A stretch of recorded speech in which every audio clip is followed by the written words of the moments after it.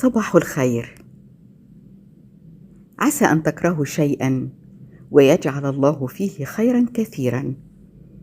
حول هذا المعنى كتب الشاعر نزار قباني يقول: سقطت مني زجاجة عطر فانكسرت وتناثرت 100 قطعة، حزنت عليها كثيرا، لكن طوال اليوم وكلما دخلت إلى غرفتي كانت رائحة العطر الجميلة تعبق بكثافة. هذا العطر لم يكن يعبق في أرجاء الغرفة هكذا حين كان داخل الزجاجة. أدركت حينها بأنه كان لابد لها أن تسقط وتنكسر حتى تفوح الرائحة المخملية وتملأ المكان.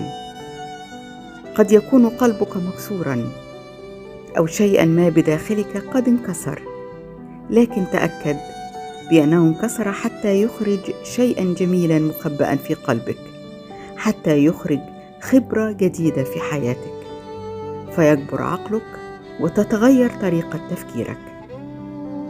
لا تحزن عندما تنكسر، فالله يريدك أن تكون أفضل. عسى أن تكرهوا شيئا ويجعل الله فيه خيرا. نزار قباني، نقلتها لكم أمينة حاتم.